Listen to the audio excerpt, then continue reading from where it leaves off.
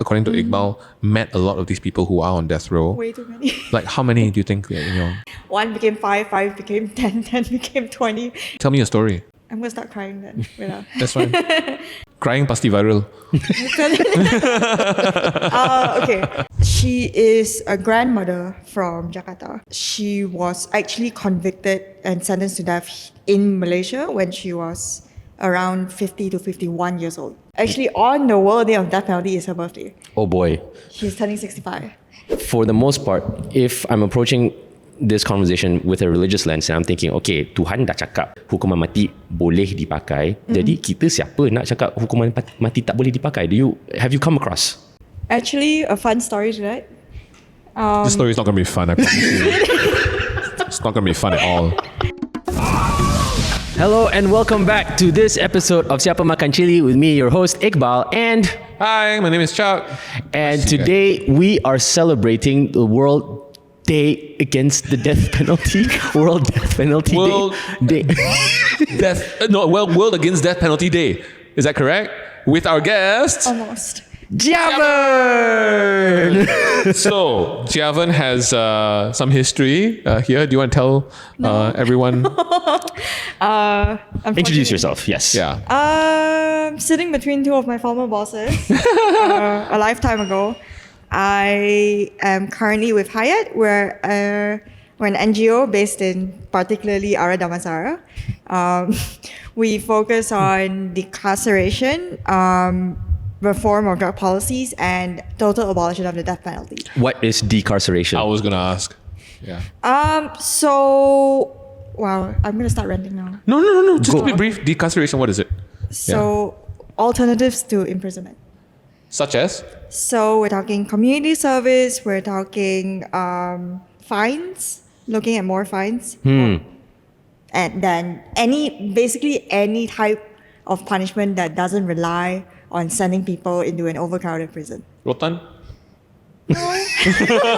No, we literally had a case who, Zaidi, who unfortunately passed from his mandatory whipping of 12 strokes. Oh boy. He was not accorded the treatment that he deserved post-whipping, so he died from the wounds inflicted. Let's start with this case on its own. How many people in Malaysia actually die from caning? Not as widely reported as we want it to be, or in this case, as prison department wants it to be. But I guess, unfortunately for them, one of the people who died happened to be our case. So we made a big deal out of it, and I think we angered for quite some time. Right. And how do you think that these kind of things go under the radar? Like, is there any evidence of it going under the radar right now? Oh, very much. I think not a couple months ago, around the time just after Zaidi passed, there was this doctor going on threads, showing off that, all these prisoners say that they have this ailment and that ailment just because they want to get away from the whipping, so I disapprove them.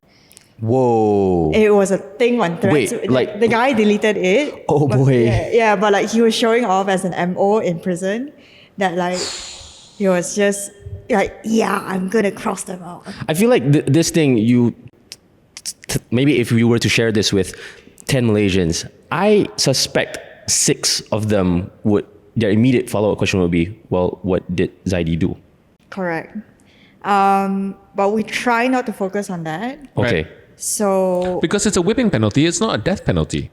Right? he was actually sentenced to death. Right. So some of us may know that Malaysia abolished the mandatory death penalty in 2023. 23, yep. So what happened during that time is that the federal court was accorded the temporary powers, to review these people's death sentences. So at the time, just over 900 people were eligible to have their death sentences reviewed, and about 850-ish had their sentences reduced to a 30 to 40 year sentence. To your knowledge, what's the macam pikiran bila a court looks at a case and then decides, okay, you are eligible, you layak untuk dikurangkan? Yeah. Actually, when we sat in the federal court during that time, right, Okay, I don't know whether this can go up, but like it didn't look like they cared. It's just every case was like 5 minutes. Okay, DPP cakap apa? Okay, defense apa? Tak ada? Okay, dah turun. Huh? Every And then what five- would the DPP usually say? No, we need to retain the death penalty as a lesson to blah blah blah, as a deterrent, blah blah. Yeah, the usual shtick. And then the And defense. the defense would be like, no, he has a kid, or no, she's old, or yeah, things like that. Okay, so it will be like personal circumstances. Yeah, correct. So in this case, we call it mitigating circumstances, and literally it's a 5-minute process. For the 800 odd people, 900 odd people, no, sorry, 800 odd people, it's a 5-minute process. They will get called up to the stand. DPP say something, defense say something, then they bisik for like a couple of minutes. Okay, dah, turun. Is it because there were 800 cases and Yeah, judge probably just now, okay. And they all had to do it within one day, right? That was a schedule or something. Yeah, there was a schedule. Was it literally one day? No. They can't do all 800. It's across Malaysia. So we also had to account for judges traveling to different parts of Malaysia. Right. So for example, in the north, they would sit in, if I recall, Alostar kot.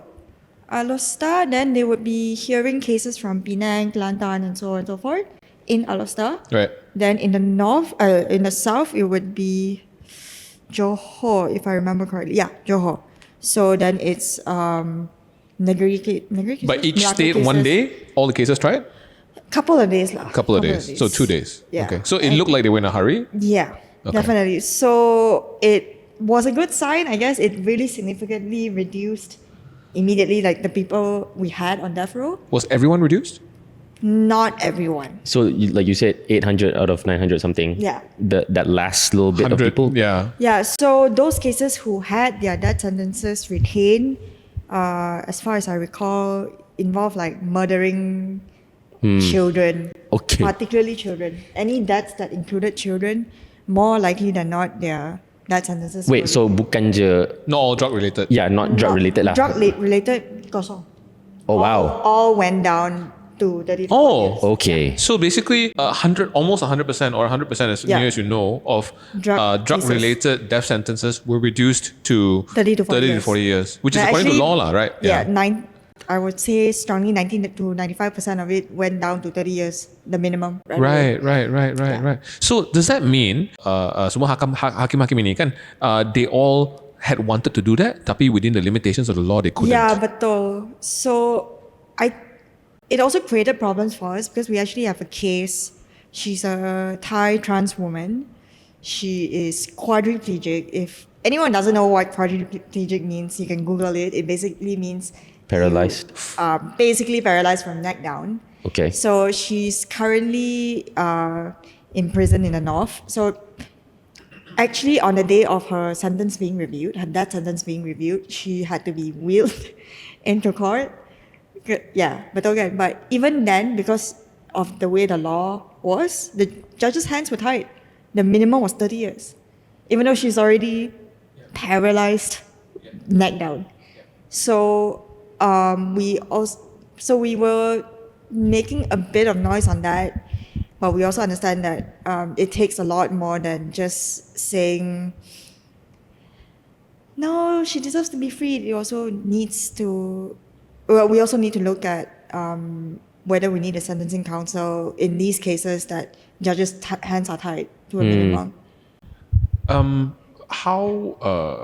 Actually, I've got my line of questioning. You go ahead. Yeah, like I guess in terms of macam what you're saying here, because it's left up to judge's discretion ataupun it's left up to the law, are there structural solutions to this problem that you guys are kind of thinking about? Macam mana nak either reduce the number of people in prisons ataupun make it supaya kerja hakim-hakim lagi senang, hidup orang lagi senang? So actually what we've been doing for some time now is we get that Malaysia is not ready to abolish death penalty yet. Okay. Completely. Why not? What are the most common arguments you've I think we'll get into that in the comments maybe first. Oh, yeah, sure.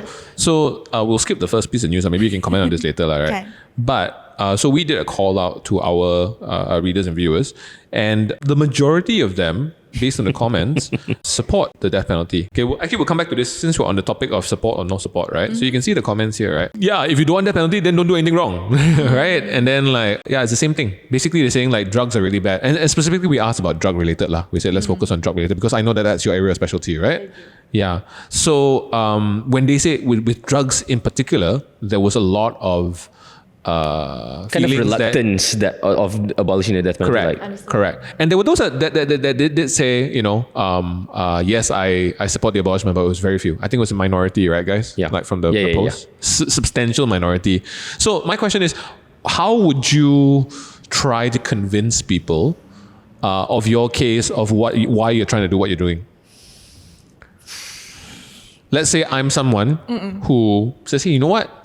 Drugs are really bad. So we should have something that scares people into not distributing drugs because it needs to be scary so people don't do it. What would you say to that?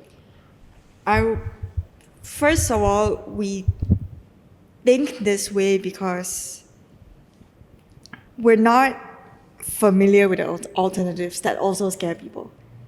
So say, for example, what makes you think a 30-year sentence versus a death penalty, right? What makes you think a 30-year sentence is also so much easier on the person incarcerated?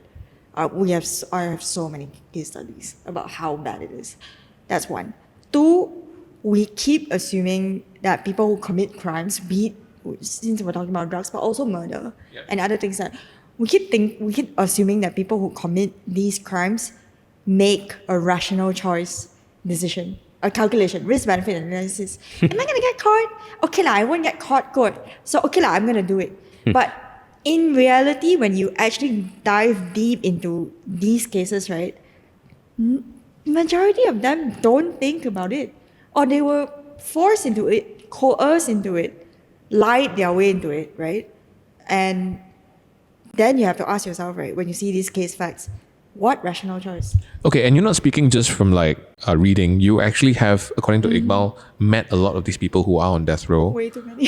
How many do you think? I think I started with one became 5 became 10 became 20. So 20. And particularly for me, I meet women. I have colleagues who meet with men because men go male prisons, women go women prisons. Yeah. So especially even just seeing, I call them my aunties cases, you gotta really ask yourself, did their journey into getting convicted and sentenced to death involve any rational choice at all? I don't know. Tell me a story. So, I'm gonna start crying then.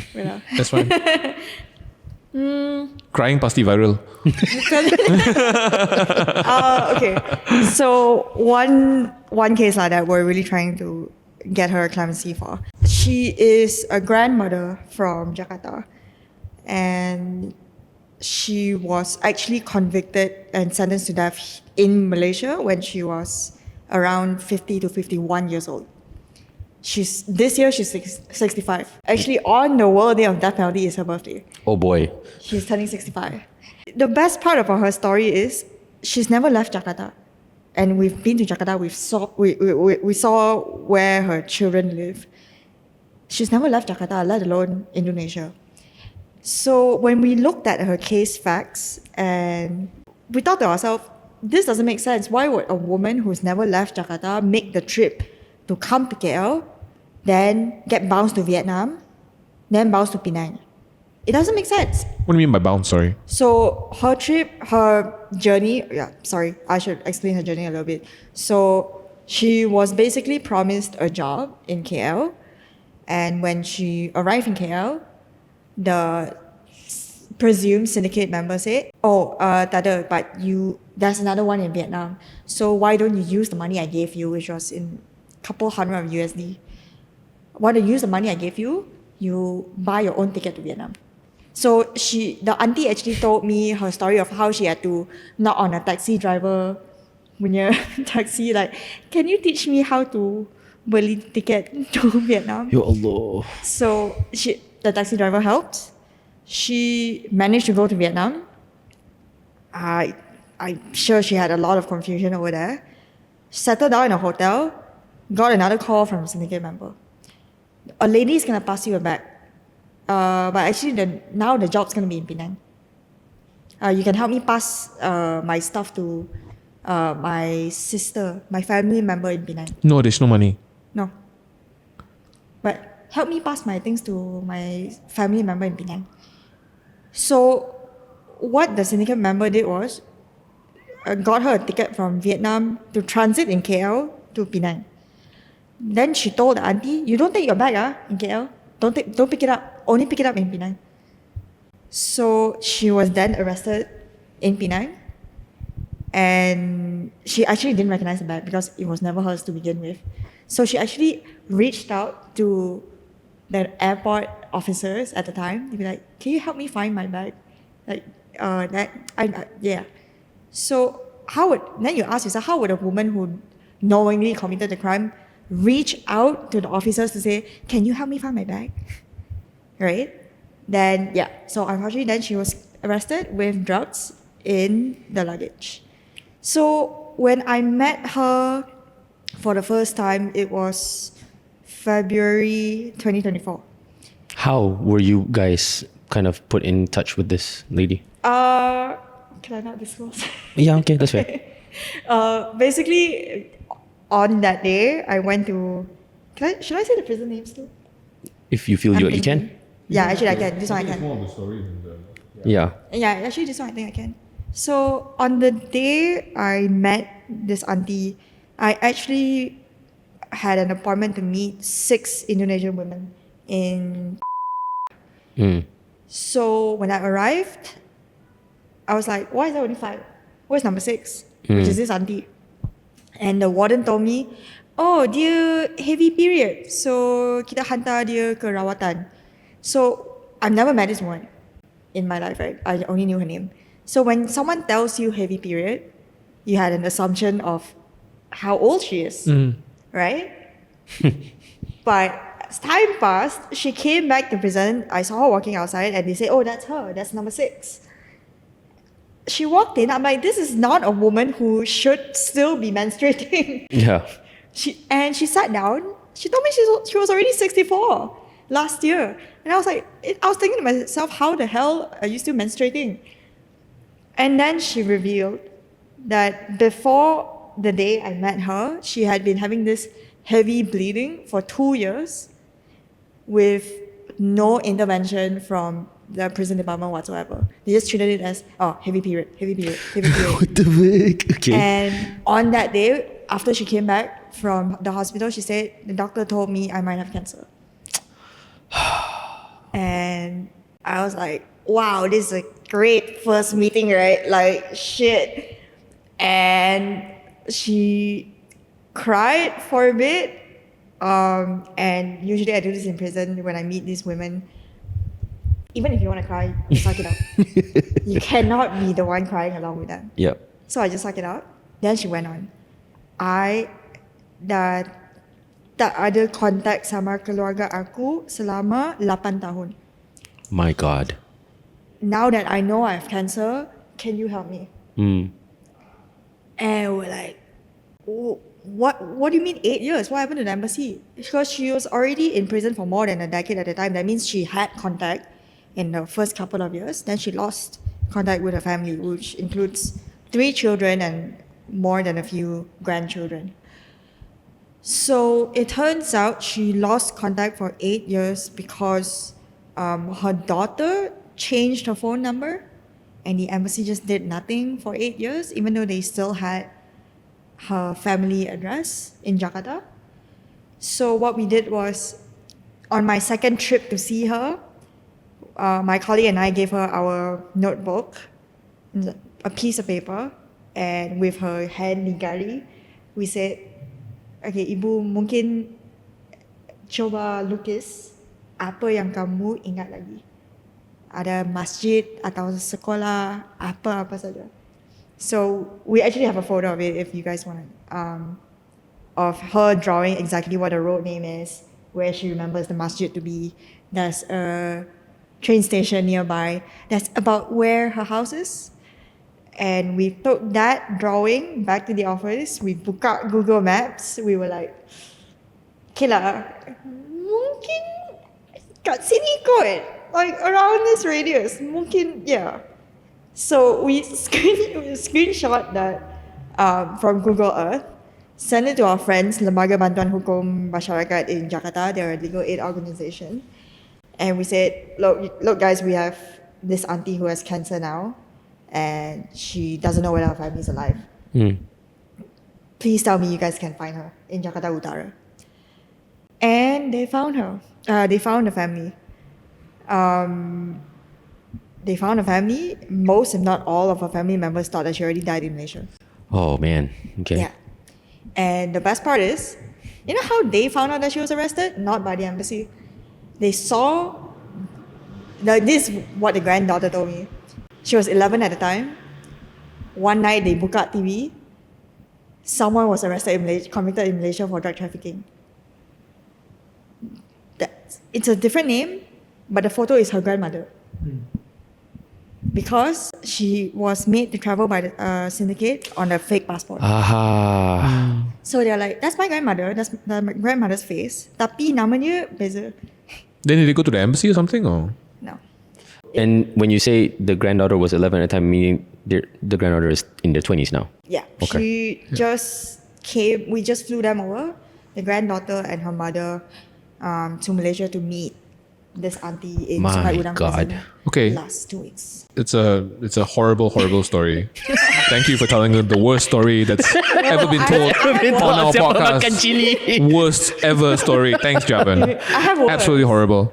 Okay, which is what I wanted to ask. Yeah, go ahead. How often do you hear this story repeated?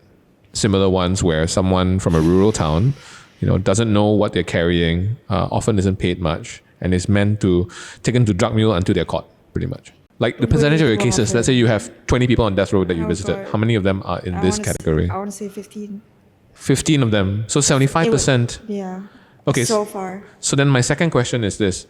If in a court of law, does it matter that they didn't know what they were carrying? Oof. Okay. I'm not a law grad, but I'll try to answer that. Yeah. It depends on the judge. So there's this thing called double presumptions, where if you're found in possession, in close proximity of X amount of drugs, you are presumed to be in possession of it. And when that amount reaches a certain threshold, like let's say dari 15 grams is the threshold, you had 20 grams, you're presumed to want to traffic that amount. So anyone found in the vicinity of that amount of drugs is assumed to be a trafficker. Yeah. If you just happen to be walking past while the deal is happening, and the police just say, okay, tangkap, and then it's like, and then Then it goes through the whole thing of who actually owns it. Right. Yeah. To kind of establish the facts. So let me just understand But this. So let's say, and this is a real case that I remember that one of our writers wrote about. 4 people are in a car. They find drugs in the boot. If one person goes to prison, do they all go to prison? Or then that guy takes all the responsibility and 3 get to go off free? Like, how does that? It depends on the defense. So how did that amount of drugs get there in the first place in the car? Yeah, Who put it yeah. in the car? Yeah. So there's a logic Who to drove it. the lah. car? But by that, okay, so then if they can't capture the guy, so let's say in the case of the very tragic story that the auntie from Jakarta, in that case, she's the only person. There's no other person, right? There's no network. There's nothing that they... But actually, funny story, I have a case with a proven network. Okay, Can I talk about it? sure. This auntie, she's from Surabaya. I have a lot of Indonesian cases.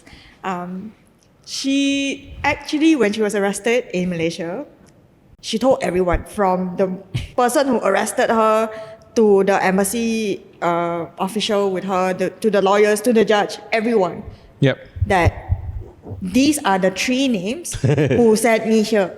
Okay. Investigate them. These are the people. How old was this woman? This woman is now 45. Okay. She's currently in Kajang. How long ago did it happen? This was 12 years ago. Okay. No one believed her. And even at the point of Court of Appeal or Federal Court, they still said, she made this up. Huh. She made this up. Okay.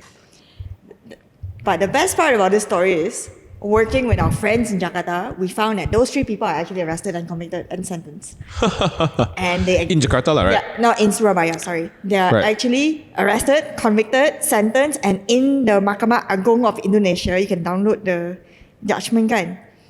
It explicitly says how these three people used her, this auntie, to do what? To send her to Malaysia to do what? It's literally written in Mahkamah Agung. So her name is in the court documents. Yes. But somehow in Malaysia, she made this up. And you've talked about this in your article, which I read, that said that part of the problem is that there's no international communication Yep. when it comes to cases like this. For a crime that usually is very cross-border. Correct. So is this a problem everywhere, or is it a problem only in Malaysia? Everywhere. I think if you see any foreign national who's convicted for trafficking, Yep. by logic of that, it means it transcended borders. Okay, Right? yeah. And you would think that's the first thought that comes to your head. This person did not just, he was not the one who manufactured it. He was not the one who produced it or wrapped it nicely to pack in one luggage for this guy to himself to carry it. There are so many actors along that chain. Tapi, especially I can speak about Southeast Asia. In Southeast Asia, we keep treating it as if once we catch the guy who landed in X country with it, our job's done. Like this auntie's case. As if we convicted her to sentence her to death, our job's done. So you're saying it's almost like a KPI lah. Yeah. It's like, hey, we arrested a drug trafficker, we sentenced him to death, and we did our jobs, right? Yeah. We caught 18 drug traffickers this year. That's it. But you're not saying that the majority of them didn't even know they were drug traffickers. Yeah. And the other side of that would be reminding ourselves by doing so robs us of the opportunity of finding out where these drugs come from. Who else was involved? There are so many layers up the chain that we keep ignoring. And we keep grabbing these, Ikan bilis. bless their heart, aunties to... Are they all women? Yeah, they're all, At least the ones that you work Right, with. right. So, but men are also used lah on the other side. Men are actually the men. Yeah, we actually have a Pakistani man who also had the same fate, where he thought he was coming to Malaysia for a job in a bookstore. He had carried what he thought was newly wrapped books into Malaysia. His friend on the trip said, "Can you hold my bag? I want to go toilet job." He was convicted with that bag. Okay, that brings me to another question. Sorry, yeah. Yeah. I just came back from Japan. Yeah. I brought a lot of things with me. Okay, my suitcase was full of snacks, fruits, which I'm not entirely sure I'm supposed to bring back. Lots of other stuff, lah, right? Yeah. And I see the people going through customs. You put your bag in. They're looking, but are they? And then I'm wondering, drugs, right? They're usually very well packed, very well packaged, and all that. No smell coming out or whatever, right? How do they capture these people? So sometimes it's not that well packed. Okay. Sometimes. Okay. But also half the time it's operating on what we can only assume a tip off. So for example, in this Surabaya auntie's case, when we trace back the timeline, we can only assume that someone tipped off that this auntie is related to the tree.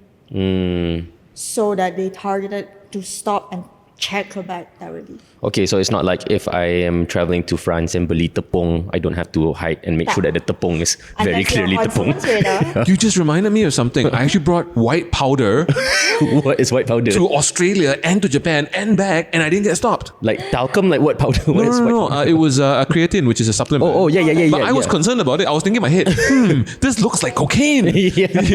Maybe they'll stop me and ask me what it is. But so Yeah. if someone had tipped, and let's say it had actually been flour, but someone had tipped it off, it would have ruined my day. But It would have ruined your day. So Yeah. someone could have said, hello, I think Iqbal's carrying something weird. It looks very powdery. It looks okay. sus. Okay. Maybe we need to look into his bag further. Okay. Then you go through the customs. They'll be like, And then Yeah. So my question is like all the cases that you tried, did they have some sort of special search process to find them, So or were they just going through it's- normal customs and then they got caught? So normal customs, something suspicious, they do a further check. What's suspicious? So some ketulan or shadow, then you're pulled out of the line to do a further check. So they really are looking. Yeah. Don't ever assume you're not. Do they also do some racial profiling or location and Oh, that kind of I thing? think that already happens well enough Yeah, fair outside enough. of the airport, right? Let alone Okay. inside the airport. Fair enough. Yeah. Okay. Did you have a question? Okay, so then thinking about the kinds of responses we got here, and the folks were saying, okay, but then if we reduce the punishment for these offences, and then now we don't have this deterrent anymore, but to your knowledge, ada bukti ke yang benda ni deters people? Like you were saying just now, diorang buat semua benda ni tak sedar pun they're making this choice. What does the research say across the globe, or to your knowledge, like other countries yang have tried different ways to tackle drug offences? So What works in actually reducing drug offences? I know part of the answer for this. maybe I would just say what doesn't work. Okay, first. okay. It's assuming, like after everything that I said, assuming that we catch one, we deter the whole network. We execute one. That's it. No more drugs coming through my borders ever again. That's it. That's number one. We are ignorant towards how drug trade works as a business. Number two, it's we keep assuming again that people make rational choice. That's why deterrence works, should work, because people should be scared of being executed, so they don't do it. By virtue of that, that means just by having those random, like when we go on mass flights and then you come back to Malaysia, then they say, if you bring, you do something about, Yep. have something about drugs, then you might face severe punishment, including the death penalty. Death penalty. right? Yep. As if that is supposed to change my mind that I'm gonna buang the drug somewhere. It and, might. and that also assumes that I know that I'm carrying. Yep. There are so many layers to this that There's so many assumptions being made across the of whole process. someone's calculus to and his journey to finally getting arrested, that it makes deterrence look flimsy. Were all of your contacts caught at the airport? Most of them. Okay. The ones yang weren't, do you know where? Ada juga at home ke. At home? Like kat Malaysia? Yeah. Like Serbu, the house. Yep. Yep. What? And these were foreign nationals also, or no? Oh no, these are Malaysian. Oh, okay. Yang itu pasti tip off lah. Yeah. Kan? They can't be serbuing everybody's house, right? Yeah. Hold on. Wow, wild. Yeah.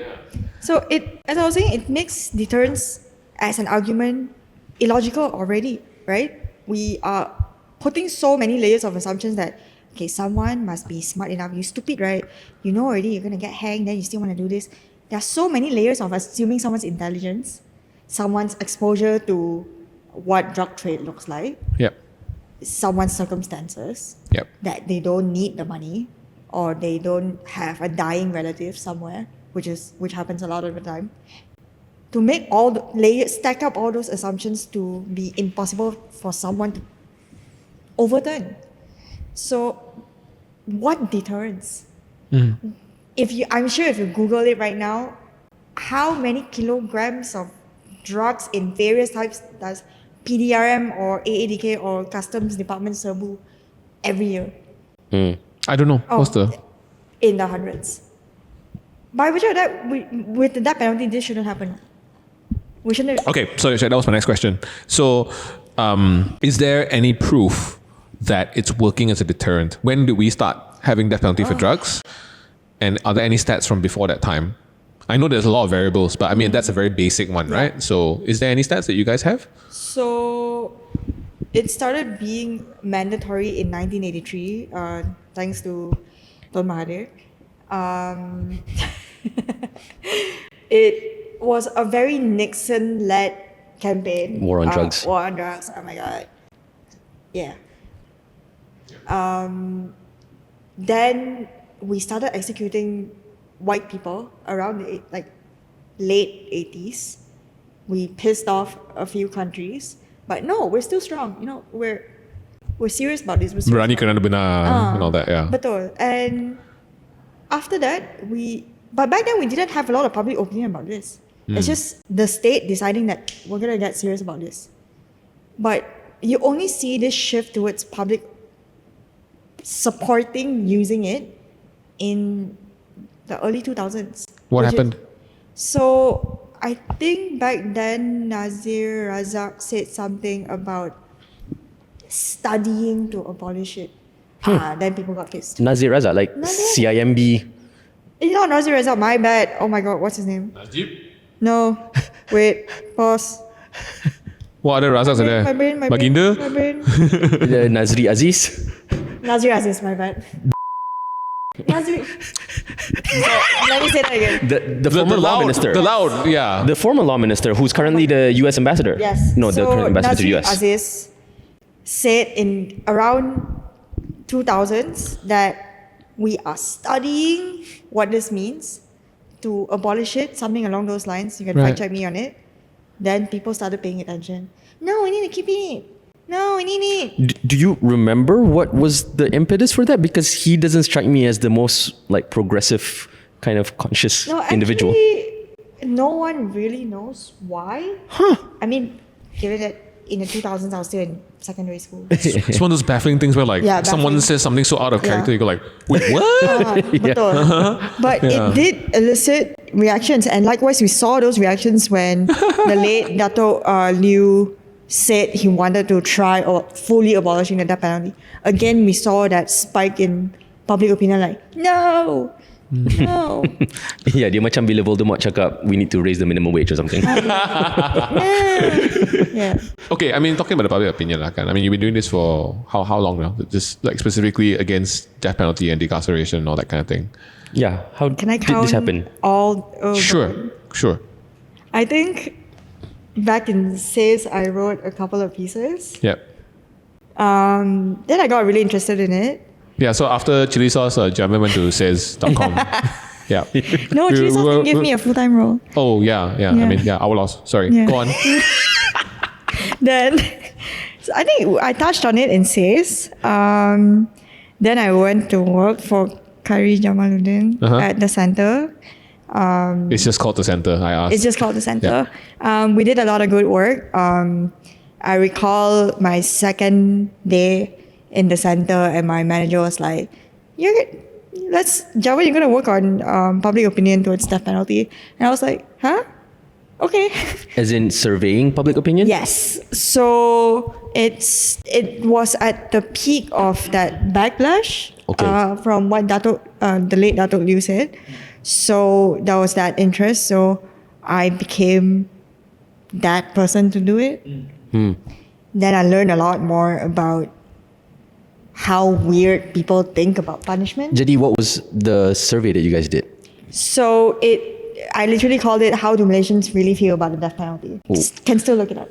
And am I right in assuming that your poll was very similar to ours, that the majority of Malaysians support the death penalty?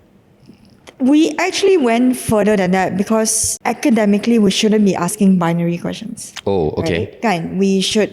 So what we did, and which is in line with Prof. Roger Hood's work, beyond just asking whether they support it, we also gave them real cases where they get to be the judge themselves. Ah, interesting. So I give you jail, I give you community service, I give you this death penalty, but judges can decide. Back then, and death penalty, but judges cannot decide. It means automatic. So when we give people these options, people started to waver.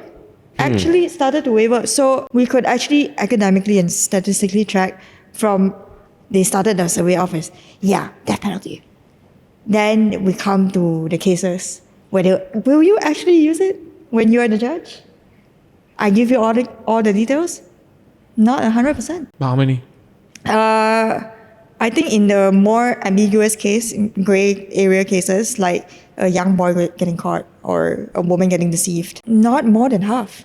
Okay. Actually, So less still than half. Yeah, way less than half actually still wanted the death penalty. But overall, if not given that kind of context, the majority of Malaysians would still be in support of death penalty. In our work, that's why we make it so important that whenever we talk about a case or multiple cases at the same time, we keep putting out these are the realities of which they came to be convicted.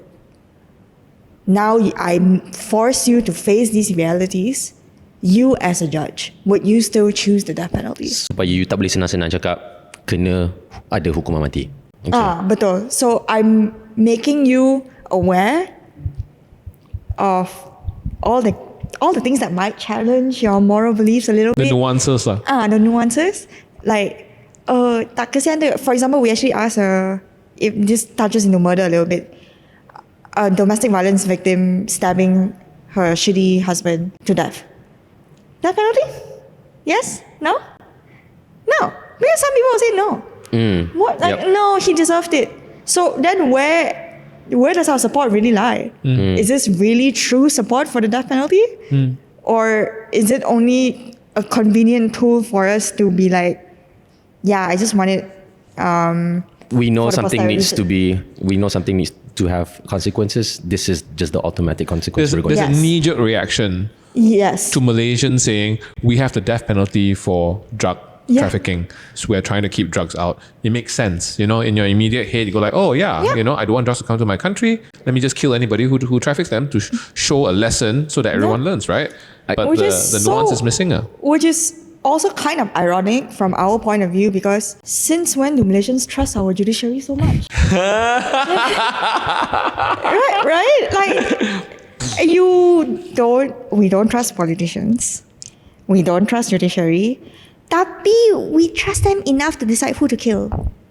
I guess, okay, so the question I'd like to ask in your line of work and in your experience doing this, how often do you encounter the religious dimension to this conversation? Iaitu dalam Islam memang dah diperuntukkan. There are circumstances where the punishment for certain crimes like murder is a death penalty, and there's nuances to that. Like there are options where if say a family has had a family member who theirs murdered, the family has the option to, instead of the death penalty for the murderer, they can opt for blood money. Yes. Yeah. So there's nuances there, tapi for the most part, if I'm approaching this conversation with a religious lens and I'm thinking, okay, Tuhan dah cakap, Tuhan dah bagi contoh-contoh di mana hukuman mati boleh dipakai. Jadi kita siapa nak cakap hukuman mati tak boleh dipakai? Have you come across? Actually, a fun story to that. This story's not going to be fun, I promise you. It's not going to be fun at all. No, actually, this one's fun. Really? We actually had PAS MPs who supported us. PAS as in the party PAS lah, not past, PAS, PAS. Okay. Please explain. Okay. Because I think my colleagues who worked on this, we had the Wilayah Mufti talk about diyat in the context of death penalty. What is that? As far as I know, diyat is blood money. Yep. And that if we were to fully adhere to that belief, we are supposed to be okay with abolishing the mandatory death penalty because that robs us of the chance to even pursue diyat. Got it. Oh, that's an interesting way to look at it. And back then, I recall quite a few PAS MPs Perikatan MPs were like, oh yeah, okay. PAS or Yeah, makes Perikatan, sense. let's clarify. Nah, both. Both, okay. A couple of them who actually said, yeah, it makes sense. And I was like, oh, cool. Was it purely around the blood money issue, or were there other issues as well? So they were not surprisingly, they were not as concerned about the death penalty for drugs, but more around murder, diyat, Okay. and so on. So I think we just ran with that. And yeah, it worked out for us. Interesting. And so those were unlikely allies you eventually made in that journey to abolish the mandatory. Betul. And you would never think that, right? I mean, you would think like something like abolishing the death penalty would be a very liberal issue. It would be like very highly educated people who are probably less religious and stuff like that would support the abolishment of a death penalty. Tapi benda ni was quite macam bipartisan and stuff. Yes, betul. Actually, during the on the day of the debate, like I think we barely heard any no's. Oh, wow. Yeah. That's so surprising to me. I might be so hopped up on espressos at the time, but I barely heard any no's. We just passed. I was like, This is in 2023 when it 2023. passed. I had just landed home. The next morning, I was like, shit, the bill's getting at the table. I'm popping 8 espressos. Let's run to Parliament. And it was getting debated. And I was like, okay, no no's for real? Really? Oh, okay, it passed. So it passed with a majority. Yeah. And on both sides. Yeah. Wow. That's actually really encouraging, I guess. it's surprising given the comments. That's why. Because I mean, at the end of the day, MP's supposed to, like, represent what the Reflect rakyat wants, the will right? of the people. And it doesn't seem like the rakyat wants the abolishment of the death penalty, which is why like something like this is when people hear about it, I'm not saying whether it's right or wrong. That's not for me to judge, but it is surprising. It's very surprising. because Were you guys surprised? You were surprised, right? It sounds like you were think surprised. I expected a couple of no's. Yeah. But I mean, obviously, it took a lot of groundwork for us to get to that course. point. But shit, it happened. I guess the closest thing that I can kind of think about with this is the fact that Undi 18, when they were campaigning for it, superbly, there was a lot of Yeah. pushback, even from young people saying, I don't trust my classmate to vote for whoever, to make the right choice of who to vote for. Yeah. But then when it passed unanimously. Let's take a look at some of these comments, right, about what their arguments are for and against the death penalty. So one guy says, if you don't want to face it, don't do anything. I mean, that's pretty obvious. Another one says, okay, if your family died of drugs, then how would you feel? Do you have any family members that have died from overdose or anything like that, or friends or family? No, thankfully, no. Okay. We get a lot of that kind of comments, especially from whenever we talk about Malaysians having facing executions in Singapore. Yeah. We get a lot of that. What about the family members of drug addicts and who get their supply from these assholes, right? Yeah. And to those things, I can only say it takes a lot more time for us to, I guess, a lot more work on our part to show that retribution and deterrence isn't effective. Yeah. You are mad about this person who's facing execution right now because of not who he is, but what he means. That drugs are still coming in. So are you really mad at the person, or are you really mad at the system? Okay. I guess, sorry, go on. Then going back to a question I asked earlier, and you said, let's talk about what doesn't work. Do you have ideas of what does work? I want to say alternatives to death penalty they're immense, and that's why we've been talking about trying to push for a sentencing council, whereby even if Malaysia wants to keep the death penalty for posterity, we could make it so that it's in the most exceptional type of cases, like, murdering children. Like, that kind of thing, even though I still don't condone that personally. But realistically, we make it so that it can only ever be applied in those exceptional cases. But before that, we need a wider range of punishment than 30 to 40 years. Look at the bunch of my aunties who are just laden with multiple ailments at the same time in prison, paying for something they didn't know they were doing. Yeah. Do those cases really deserve the 30-year minimum? Right. Or can we look at lower than 30? And so that we get to a point where we start categorizing this person's role, the true nature of this person's role in the trade, by if we still care about the intensity of the drugs, by the drugs they were found with. If it's these aunties, they're all the way here. And say the ultimate goal was to eradicate drugs as a problem, as a health kind of issue, or as a security issue, as whatever issue. Will having access to semua jalan-jalan penyelesaian ni, like different sentencing, core community outreach, semua benda, will that help reduce drugs as a societal problem? Based on the evidence or the body of work that you're familiar with. And also, while you're pondering that same point, I had an argument that's kind of related to that as well. Because you mentioned that judiciary is part of the issue, and whether or not we're making fair judgment calls and stuff like that, whether we're being efficient about it, whether we're getting to a root cause of it. I wanted to ask, also if Singapore has gotten the death penalty to work, because obviously they have a little bit more of a due process and that kind of thing, and how maybe does it work in that context or not? Two questions at once. Which one you want to do first? I'll deal with that first. Okay. I'm going to bring up a case. Panir Selvam, who I think a lot of us might know, he unfortunately is still facing the threat of execution in Singapore. What is interesting in his case is Panir actually assisted the CNB, the Central Narcotics Bureau of Singapore, to arrest another person. And that other person has died from execution. So Panir has provided, and his family has provided all of this information to prove that I'm not up there. I can give you all this information to get you these other guys, right? Yep.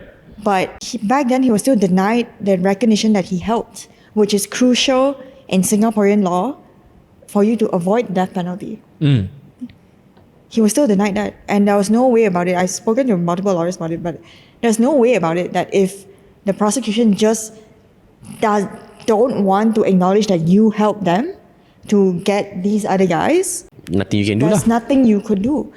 But at the same time, how many thousands of cars and motors still pass between the Malaysia-Singapore border every day? And drugs are still going into Singapore, right? And Singapore has executed, I think, about 11 people this year. And we're not even, we're just in October right now. 11 people this And in year. Malaysia? In Malaysia, we haven't executed anyone since 2018. 2018? Yeah, we haven't executed anyone since 2018. Oh, that's Yep. surprising. Yeah. We have had a moratorium on execution since 2018. I didn't know that. Did you know that? I did not know that either. Oh. So actually, we've just been keeping them on solitary confinement, Whoa. which is a place as big as like this. That sounds even worse than... Yeah, Yeah. which is the point, right? No, wait, that's another point. But getting back to Singapore, you can do everything in your power to prove that I can give you this information, which is, according to Singapore law, you can get away from the death penalty by doing that. But it still depends on factors that are beyond your control. And at the same time, they still have a drug problem. Their rehab centers are still running. So did executing that 11 people this year help anything? I want to say Okay. no. I mean, from a public perception, I've heard stories, right, that people accidentally bring in drugs to Singapore, Malaysians. Accidentally. And then sometimes, like they leave, a bag of weed in their bag or something like that, and they get jailed for years, right? So Singapore is kind of don't even think about doing it. Yeah. Whereas in Malaysia, there's always that bit of Malaysia Gray boleh, wiggle room lah, wiggle room. Yeah. Where you can still pay people off, or you can get off know somebody who knows somebody who knows somebody. We've all We've heard that. stories like this Yeah. before, right? Sure, yeah. Does that affect the efficacy of the death penalty here? Because that you can get off, it's just expensive, or, Yeah, no, it's true, because we actually have this law called the Dangerous Drugs Act Special Preventive Measures. You guys can look it up. And the last we heard from my colleagues, if you pay enough in the 6 figures, you can avoid the drug trafficking charge, which is Section 39B, to go under this Special Preventive Measures Act, which only warrants, guess what? community service. No. Buang negeri. Sorry? Buang negeri. Okay. You just gotta report to the balai once in a while, if I remember correctly. Wait, Buang Negeri? What does Buang Negeri mean? The Buang, let's say Terengganu. So it's either or. Is it one agree or report once in a while, or like parole kind of thing? Now. It's more you're under surveillance. Okay. Under surveillance. That sounds for like a organized crime. Yeah. slap on the wrist. Under surveillance for organized crime for 2 years. That's it. And it's in the Drugs and Substances Act. Special Preventive Measures Act.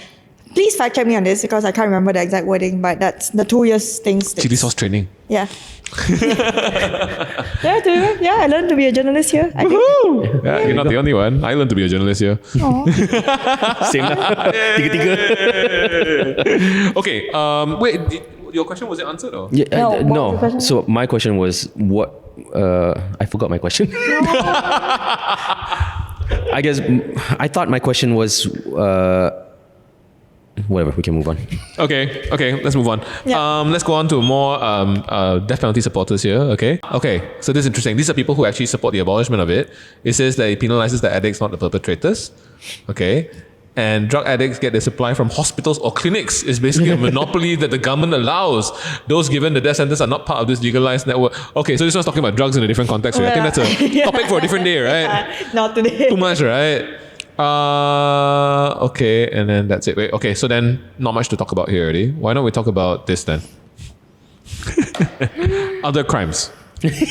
Well, I guess like you said, the exceptional instances where you kind of understand, even if you don't agree, but understand the death penalty still remaining would be very, very heinous crimes. Yeah. Like murders of very, very Like, marginalized let's say people. you grab a AK-47 and shot up somewhere. But personally, you are not of the stance that anybody should be executed under any conditions whatsoever. Walaupun you agree, walaupun you understand, you disagree. What's going on there? I guess run us through the thought process. What's the problem, the fundamental problem with the death penalty outside of drugs? Outside of drugs? It's a convenient way for us as a society to not deal with the underlying social determinants that led someone to commit a crime. It's so easy to say an eye for an eye. It's so easy to say, oh my God, that person must be crazy for shooting up a place, for stabbing children, raping a child, or whatever.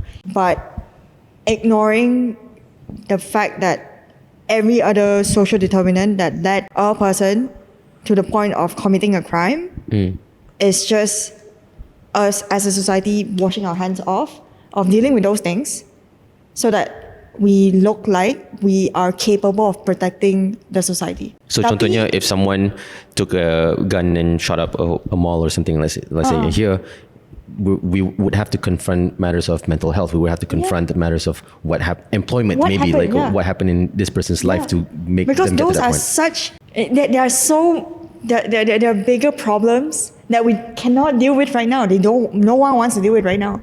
That it's so much more convenient to say Kita bunuh je masalah ni. You killed someone, you trafficked drugs. Okay, I mean, let's remove the drugs thing out of it. I think you've made a very good case for drug-related offences as to the death penalty. Also, like, once you killed someone, it's very difficult to prove whether they're actually innocent or not, and no one will bother, right? But with regards to, like what Iqbal said, right? People who shoot up, a school, or kill Let's say a serial killer, a serial killer, or a pedophile that also kills the kids. Things like this, like even for someone like me who does have second thoughts about the death penalty, that makes me feel in a certain way where, like, would these people still contribute to society? Is there any chance of rehabilitation? And if there's not, then why keep them around? Okay. But then if we're having that thought, I'm sure a bunch of other people have that thought. Yeah, and so how would you address that thought? Yeah. I would say, let's say tomorrow we convicted a pedophile in your case. What do you say? Pedophile killer. A pedophile killer. Yeah. Pedophile killer. Not just a pedophile. Pedophile is not, And you have pedophile serial killer. I'll humor you. Okay. Pedophile serial killer, you have dozens of victims' families coming together, like over 30 years. Yeah. That I want this guy dead. I want this guy dead, right? Yeah. And what we would be able to say is, why do we, if we're not okay with that murder, that serial killerness of it all, why do we still allow the state to do it? Why are we giving the power to the state to do something we're not okay with? That's because number one. That person killed innocents and you're not killing an innocent. But we're still not okay with murder as a society, right? That's what I would like to think. Okay. What do you think? Are we okay with murder as a society? Are we okay with the idea of I don't know. senseless murder as a society? Yes, I think for sure we're not okay with senseless murder. However, I think for the thought process for a lot of people is they make that distinction. Yeah. We're not doing what these people did. What we're doing is different. Is I guess how they not rationalize it. You're right. That's how they rationalize it. But for us, it doesn't mean that this person, after going through this pedophile killer, after going through due process, the right to counsel, and so on and so forth, right? It doesn't mean that the process he went through was perfect either. That gives the system the legitimacy to kill him. Because okay. we already, as a society, also doubt the system. We also don't trust our institutions. Okay. Right? We go through. That's a different problem, though. Yeah, that's a different problem. So Yeah. I'm getting that. Then we go through all the way to the point of whether we should hang him, and bring back the hanging. Right. The more, I guess, coming to this point, it's hard to tell the victims' families why he shouldn't die. It's more of, if he dies, will your children come back? Will your children come back? Will your children come back? All right, right. Okay. Okay, so I mean, so you're Because- hinging your thought process on Yeah. kind of what it says about us as a society if we Yes. still allow this to happen, whereas Because I can see it even if I we don't yeah. we don't have to agree on this, but it's just I'm more cognizant of the fact that we have so many underdressed social determinants that drive people into sometimes heinous crimes like this. Yep.